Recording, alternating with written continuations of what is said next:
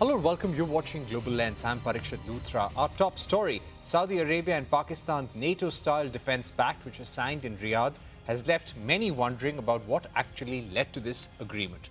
While many argue this agreement was in the making for several years, there are others who believe Israel's attack on Qatar was the inflection point. But is that the only reason? Some cite the failure on the part of the United States to provide formal security guarantees and US silence when Israel launched an attack on Qatar. The talks of formal security guarantees with US have been on over the past few years, and Saudi Arabia renewed hopes when Trump was elected for a second time. However, the guarantees did not come by. Another big question surrounding the pact is, will Pakistan be obliged to provide Saudis with a nuclear umbrella, since Riyadh on several occasions has expressed its desire to gain access to nuclear technology for civilian use? According to reports, Pakistan Defence Minister Khwaja Mohammad Asif, during an interview with GeoTV, said the country's nuclear program will be available for the Saudi regime. Meanwhile, back home, the Indian government has expressed their discomfort with this pact, saying India expects Saudis to keep mutual interests and sensitivities in mind, while Union Minister Piyush Goyal, who is on a two-day visit to the UAE, said he doesn't see this pact impacting India-UAE ties. Also, a point to note is that such a defense pact is not new for Pakistan.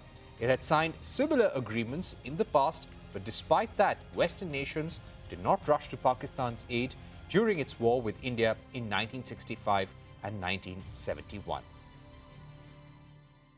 मुझे इसकी ज़्यादा जानकारी नहीं है, मैं तो अपनी मीटिंगों में था यूएई में जी। पर इतना जरूर कह सकता हूं कि भारत के संबंध यूएई के साथ बड़े मजबूत हैं और कोई भी इस संबंध को खराब नहीं कर सकता या अफेक्ट नहीं कर सकता। भारत के संबंध हर देश के साथ अच्छे हैं, हर देश के साथ अपने पायदान पे खड़े रहते हैं और इसकी ज़्यादा जानकारी तो फॉरेन ऑफिस से। How will this pact impact Middle East security and India's ties with Saudi Arabia and Gulf nations? Joining us now is a very special guest, Ausaf Sayeed, former Indian ambassador to Saudi Arabia. Ambassador Sayeed, thank you very much for joining us. This seems to have been in the work and accelerated during the Israel strike on Qatar to take on the Hamas. When did this idea actually take birth, according to you? You know, the idea to form the Saudi Arabia-Pakistan Strategic Mutual Defense Agreement is not new. The thing is that both the kingdom and Pakistan have been very close defense and military partners since, so many decades. So, I mean, logically speaking, this is a culmination of what they were doing all these years. Which to quantify, it was basically Pakistan standing along with Saudi Arabia in various wars, especially now in the most recently in Yemen, supplying them with foot soldiers and, experts and all that. And, at one point of time, they had even had about, 20,000 plus experts and other personnel there, which of course has now come down to almost around 1,600 or so. So that is the main background which is there. So, but the trigger, which you also mentioned in your, opening remarks is the recent Israeli unprovoked attack on Doha. And while the Hamas, officials were actually, in the process of evaluating and discussing the proposal which was sent by the US, and of course Qatar was merely facilitating and provided, its soil for such a mediation and to house the Hamas delegation. So, so this was, I think, a red light, where. A zone where Israel should not have crossed, and it crossed because anything in the GCC, any attack in the GCC was bound to kind of provoke such a reaction, in the Middle East. So this was the immediate trigger where they felt that the United States, the commitment to provide security cover to the Middle Eastern countries, perhaps is not as clearly defined and as transparent as they were made to believe. For instance, in the Arab Street and Arab columns, they always compare about the Iranian attack, a few months back in Qatar, where they where the U.S. Anti-missile systems Right. intercepted all these missiles and then shot down with no significant damage done.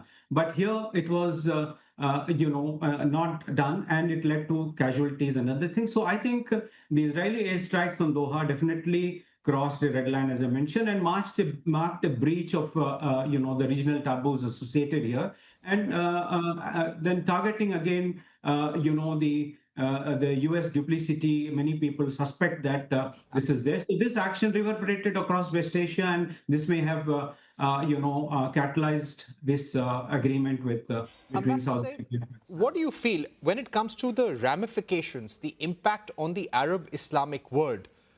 Yeah. How is this going to change? Could this now be an inflection point where we will see a change, maybe a NATO-like alliance between Arab nations? And what would be concerning if Pakistan becomes the focal point of it as a nuclear power? Yes, see, these countries have been, for a long time now, a couple of years at least, have been looking at alternatives. They were looking at Russia, they were looking at China. But, both these countries were not really, very keen to involve in the political and military dimension. So the easier thing was now to look at Pakistan, a fellow Islamic country, which is nuclear, and it is willing to provide, its nuclear cover, as a deterrence to Saudi Arabia. So I think the important aspect in this agreement is that the mutual defense clause, which is there, providing which is interpreted as a nuclear deterrence commitment from Pakistan, where it clearly says that any aggression against either country is an aggression against the both. NATO-style, deterrence. Certainly, this is, built around this agreement is built around the terms as a NATO-style joint deterrence, which we see. Some have gone to the extent of terming them as a Muslim NATO, all that. And even in the most recently during the Arab League and OIC meeting, which was called by Qatar, two countries, Pakistan and Egypt, also termed this, also reiterated this demand for a Arabic Islamic NATO. So this has been under the thought process. And if I take you a little bit back, somewhere in 2015, when the Islamic Military Counter-Terrorism Coalition, IMCTC, was formed in Riyadh, the purpose at that point of time was that gradually this institution would also become a sort of Muslim NATO. So I think there is this background which is there. So this is where I think the countries are heading towards. So, and I think it will have a implication for the regional security in future, because a formal Riyadh, Islamabad, yeah. That's an important point, and that brings me to my next question. India has an adversarial relationship with China. We're trying to stabilize it, but yes, there are historical baggages there. With Pakistan, clearly there is enmity. There are historical challenges. We've fought wars, and there is tension. Now, when you have this kind of security alliance in the region, what is going to be the long-term impact on India? You see, one, you mentioned about China. So far, we have been dealing with the growing footprint of China in the West Asia through their strategic partnerships and, through the Belt and Road initiatives and all, through our own, strategic partnerships, defense and maritime cooperation, diaspora networks, historical ties, so on and so forth. But now there is this new development, perhaps an unforeseen sudden development, that Pakistan has emerged as a security provider in the Gulf. So there is a possibility that there is already a subtle understanding between Pakistan and China, to engage together in the West Asia. Although China would not come forward expressing that it is militarily interested in getting involved there, but there is a feeling that already China has sensitized Pakistan that it could perhaps use its leverage through this agreement to to engage with the Gulf, maybe supply arms and ammunition, drones and missiles and all that. So we are now dealing, India is now dealing on a two-front scenario where Pakistan, with its enhanced Gulf alliances, could perhaps divert our energy and resources away from our traditional eastern border concentration. So this is what I think is the major, development as far as we are concerned in the West Asia. But at the same time, there are developments which we could possibly foresee on the counterterrorism side. Many of the Gulf countries were always, receptive to our demands for, putting pressure on Pakistan through forums like FATF and other things. So now in this change scenario, I really do not know how much pressure we can put, or even if we put that pressure, whether some of these countries will be more than willing to kind of go along with us or not. So this is an area. Ji. My final question, sir. My final question would be, does Pakistan benefit economically? Is this a win-win for Pakistan? Will they now get Saudi aid in return, which will take them out of their crisis economically? Yes, I think there are two major benefits for Pakistan. One is a political benefit, which is already there for people to see that it has emerged as a security provider. And so it has actually raised its status. Second, certainly there will be an economic benefit for Pakistan, because as part of this agreement, they are expecting the Saudi investments to the tune of $5 to $15 billion in the defense sector alone, not to talk about the other infrastructure and other investments which have been planned by different investment entities in Saudi Arabia. So there is definitely an economic spin-off for this. And at the same time, when the Pakistan is getting more closer to the regime, there are many ways in which they can, benefit from this political relationship and translate into economic benefits throughout. Right. Thank you so much, Ambassador Sayeed, for joining us on the program. Of course, it is a concerning development. Whether India was caught off guard, that remains to be seen. But as you've mentioned, this had germinated long back and probably accelerated because of the Israel attack on Qatar. And that made things go out of our control as well. We leave it there for the moment, but thanks once again for being with us. Let's take a look at some other news coming in from around the world. US President Donald Trump and China's President Xi Jinping held a phone call as Washington and Beijing tried to finalize a deal to keep TikTok operating in the United States. The talks could be a precursor to a potential in-person meeting later this year. This is the second call between the two leaders since Trump returned to the White House. Moving on, Israel has intensified its ground operations in Gaza City. The Israeli army is forcing tens of thousands of Palestinians onto coastal roads to drive them out of the Strip's main urban center. Gaza health officials have said that Israel's army has killed at least 16 Palestinians, and this has been happening since dawn. The United States has once again vetoed a United Nations Security Council resolution calling for an immediate and lasting ceasefire in Gaza. The resolution was approved by all 14 other council members. It also urged Israel to lift all restrictions on aid into the besieged enclave. The US maintained that the resolution fails to condemn Hamas or recognize Israel's right to defend itself. 11 Democratic lawmakers were detained in New York City, this after they demanded access to the New York City ICE facility. The demand was made after a federal judge raised concerns around sanitation and overcrowding in the ICE facility.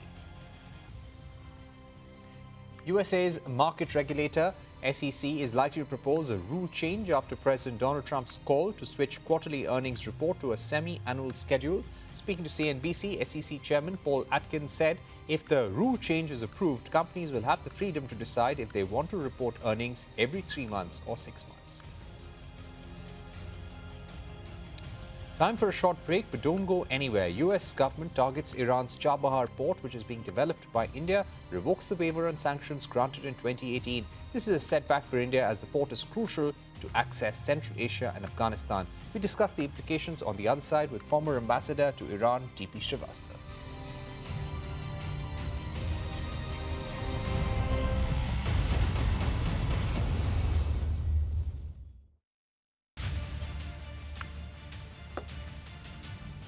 Welcome back. You're watching Global Lens. India's strategic trade gateway to Afghanistan and Central Asia, the Chabahar port in Iran, is once again in the spotlight. The Trump administration has withdrawn the sanctions waiver it had granted back in 2018, a move aimed at ramping up pressure on Tehran. So why is Chabahar so important to India? And why did New Delhi sign a long-term contract with Iran to develop it? The simple answer: China. Just 140 kilometers away lies the Beijing-backed Gwadar port in Pakistan, and Chabahar itself is only about 550 nautical miles from Gujarat's Kandla port, making it a vital link in India's strategic and geopolitical playbook for New Delhi. Chabahar is more than just a port. It's a crucial India-Iran connectivity hub, countering China's presence in the Arabian Sea while opening a direct trade corridor to Afghanistan. Since 2003, India's vision has been to develop Chabahar into a regional and international hub, not only for goods but also for humanitarian access. As a deep water port, it allows large cargo ships and provides a reliable route to Afghanistan by road. India has already used it to send wheat and medical aid. The port is also central to the international north-south transport corridor that links India with Russia and Europe. New Delhi has backed up its commitment with serious investments: $500 million pledged in 2016, another $120 million announced for the Shahid Beshti terminal last year, plus a $250 million credit line and $24 million worth of equipment already supplied. For India, Chabahar is not just infrastructure, it's strategy. Reacting to the US move, Randeep Jaiswal, spokesperson of the External Affairs Ministry, said that India was examining the possible impact of Washington's decision, which is set to kick in 10 days from now. See, you would have seen the press statement which was issued by the US side yesterday on revocation of sanctions waiver that applies to Chabahar port. We are presently examining the implications that this revocation has for India. So how will US's decision to revoke sanctions waiver for Chabahar port impact India-Iran trade and business ties? Joining me now to discuss this is a very special guest, DP Srivastava, former Indian ambassador to Iran, somebody who had negotiated the first contract relating to the Chabahar port. Thank you very much, Ambassador Srivastava, for joining us.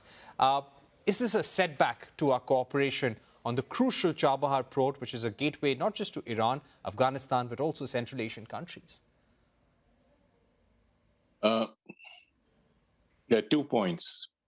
If you look at read the US announcement, it is in the context of US-Iran relations, not US-India relations. The announcement says that the exemption is being withdrawn in order to put maximum pressure on Iran. So we need not directly link to India-US relations, which are currently passing through a delicate phase. Second is that so far as India is concerned, even before the sanctions withdrawal, most of the trade had come to a halt because of absence of banking channels. And incidentally, earlier also, the large majority of trade was being carried through Bandar Abbas, which is in the Hormuz Strait. Chabahar was a work in progress. As of now, according to Iranian figures, it carries less than 1% of Iranian maritime trade and very little of the Indian trade with Iran, which I said had slowed down. So it has no effect so far as India-Iran bilateral trade is concerned, and it has very little effect on Iran either, because if you look at the map, most of the Iranian population centers and almost all of their oil and gas reserves are in the west. So Chabahar was essentially for Iran a strategy to develop an economically backward region in the east. For India, it was an access to Afghanistan. Right. So it has not had any major impact either on India or Iran. Right. That's a very important point, sir. I would also like to ask you, what have we achieved in Chabahar since 2015, 2016? what was going to be the next phase of operations that we were envisaging? To what extent we had been able to realize our concept, which was really put together way back in 2003? The concept got going when I joined in 2011, and the negotiations started in 2013. We concluded the MOU in 2015. On my beat, Gadkari ji had come, shipping minister. Now, as of the current state, as you mentioned in your introduction, we have delivered only around $25 million worth of equipment, which is about 1/4 or 1/5 of what we had promised. So there are many factors behind this rather slow progress. But so far as port is concerned, the civil infrastructure had already been developed by the Iranian side, that is in place.